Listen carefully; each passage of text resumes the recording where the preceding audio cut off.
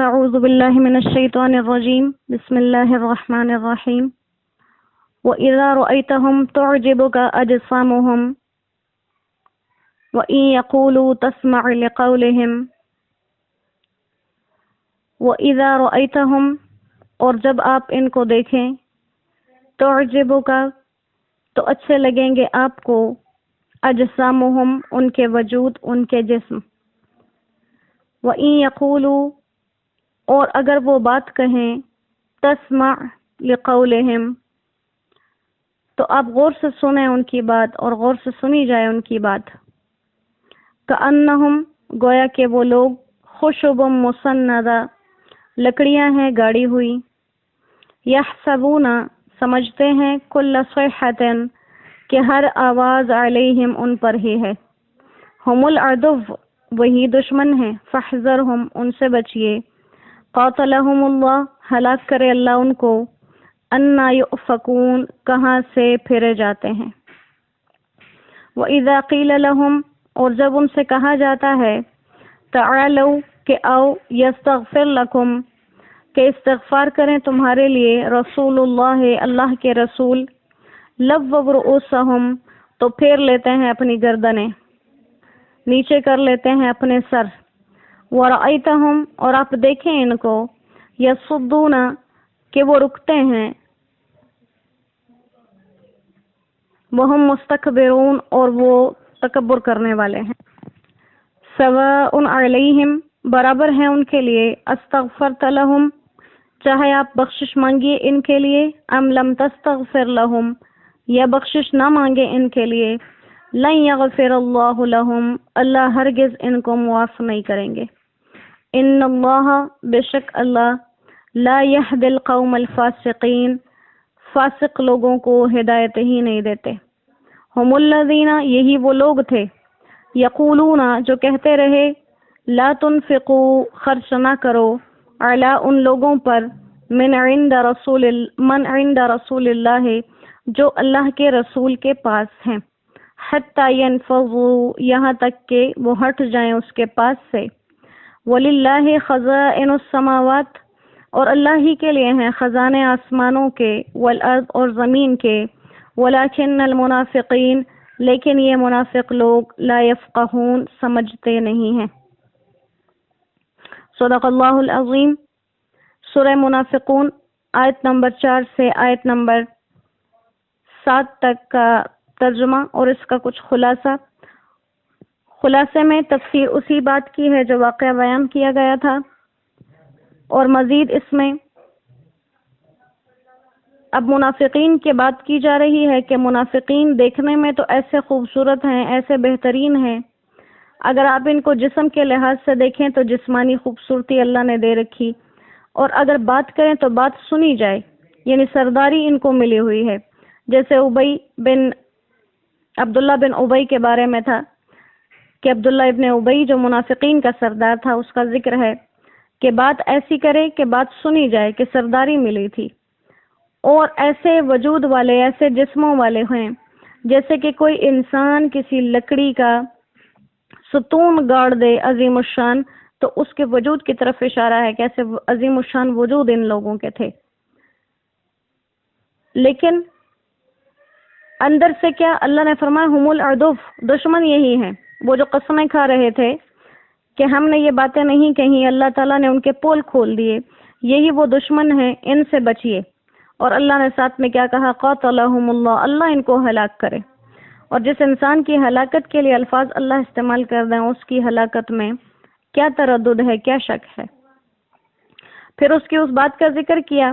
جب صحابہ کرام رضوان اللہ علیہم اجمعین نے اسے کہا کہ تم آ جاؤ اور اللہ کے رسول کے سامنے اپنا گناہ مان لو اپنا جرم مان لو کہ تم سے غلطی ہوئی ہے تو اس کے بدلے میں اللہ کے رسول تمہارے لیے استغفار کر دیں گے تمہاری بخشش ہو جائے گی لیکن اس نے کیا کیا لووا رؤوسہم اپنی گردنوں کو موڑ لیا اپنے منہ کو موڑ لیا اعراض کیا اور جو بات کہی تھی اس میں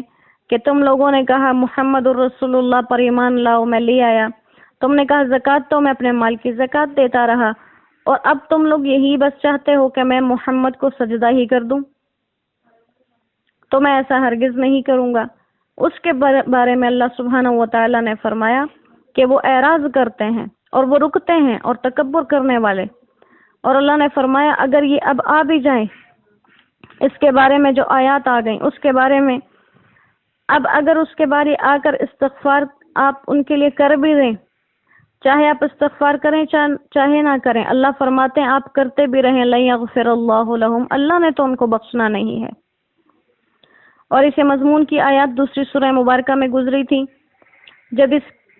عبداللہ ابن ابی منافق کی وفات ہوئی اور ان کے بیٹے جو بڑے درجے کے صحابی تھے آپ صلی اللہ علیہ وسلم سے آپ کا کرتا مانگا، آپ نے کرتا دے دیا، جنازہ کی درخواست کی تو آپ نے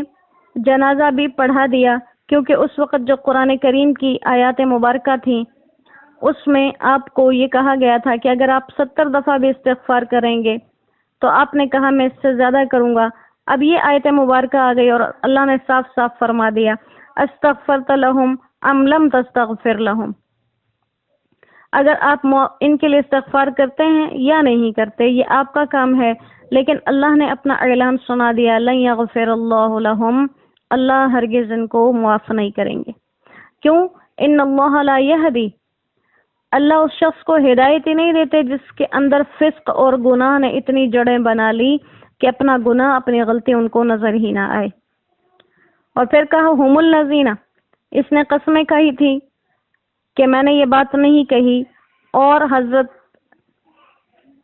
زید کے بارے میں الزام لگایا کہ اس لڑکے نے جھوٹ بولا، اللہ نے فرمایا وہ نہیں، یہ جھوٹا ہے، ہم الذین، یہی وہ لوگ ہیں، یقولون، جو کہتے رہے لا تنفقوا علی من عند رسول اللہ، اللہ کے رسول کے پاس جتنے لوگ موجود ہیں اگر تم اپنا مال خرچ کرنا بند کر دو ان پر، یہ غریب غربا 2 دن میں ختم ہو جائیں گے۔ تو کہا یہی وہ لوگ ہیں جو یہ باتیں کہتے رہے، اور کہا کہ اللہ کے رسول کے پاس موجودہ لوگوں پر اپنے مال خرچ نہ کرو حتی ینفضوا، یہ خود ہی ان کے پاس سے ہٹ جائیں گے۔ تو اللہ نے فرمایا وَلِلَّهِ خَزَائِنُ السَّمَاوَاتِ وَالْأَرْضِ، یہ زمین آسمان کے خزانے ان منافقین کے نہیں ہیں، زمین اور آسمان کے خزانے تو اللہ سبحانہ و تعالیٰ کے ہیں، وَلَكِنَّ الْمُنَافِقِينَ لَا يَفْقَهُونَ، لیکن یہ منافق لوگ ہرگز بات کو سمجھنے والے نہیں، ایسے لوگ ہیں جن کے اندر فہم نام کی کوئی چیز نہیں ہے۔ تو اس تمام سورہ مبارکہ کے اندر اللہ تعالیٰ نے ان کی ایک ایک بات کو ذکر کیا، ان کی پول کو کھولا کہ یہ منافقین ہیں، آپ ان سے بچ کے رہیے، ان کے پروپیگنڈے میں مت آئیے۔ تو آپ صلی اللہ علیہ وسلم کو بذریعہ وحی یہ بتا دیا گیا اور حضرت زید رضی اللہ تعالیٰ عنہ کی برات کا اظہار کیا گیا۔ تو یہ ساری باتیں بتا دیں۔ اس کے ساتھ اس قبیلے میں سے جو قیدی بنائے گئے تو آپ صلی اللہ علیہ وسلم نے قیدیوں کو جب تقسیم کیا، سردار کی بیٹی جو حضرت جبیریہ رضی اللہ تعالیٰ عنہ تھی وہ ایک صحابی کے حصے میں آئیں جن کا نام ثابت بن قیس تھا۔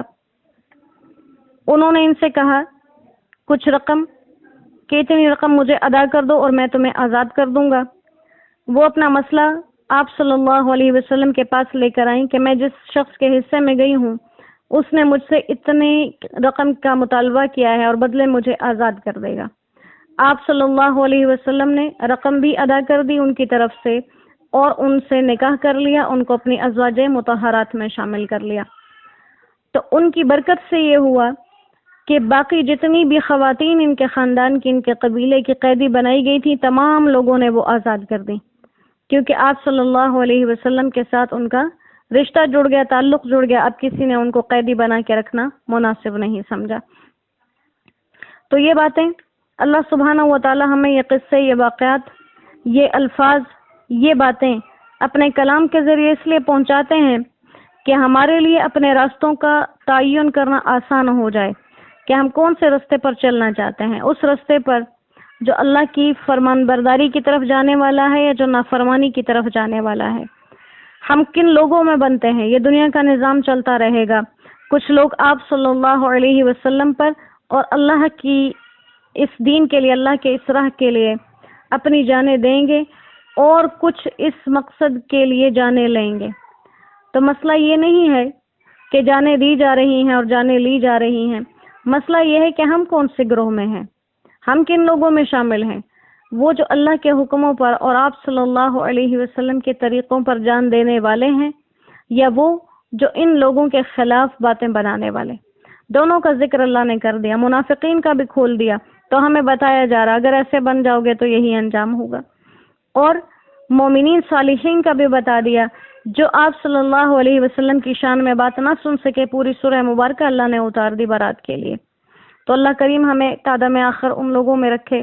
جو اللہ کی ذات کے لیے، اس کے پیارے حبیب کے لیے اپنی جان کو قربان کرنا کوئی بڑی بات نہ سمجھیں. اور اللہ اپنے اس کلام کے ساتھ ہمیں ہماری زندگی کے آخری سانس تک اور قیامت کے دن تک جوڑ کے رکھے. اس کے ذریعے اللہ ہماری دنیا بھی سنوار دے اور آخرت بھی سنوار دے. ہمارے زندہ اور مردوں کو اللہ تعالیٰ اس کلام پاک کے ذریعے سے بلندی درجات عطا فرما دیں. وما علینا الا البلاغ وآخر دعوانا ان الحمد للہ رب العالمین. السلام علیکم ورحمۃ اللہ وبرکاتہ.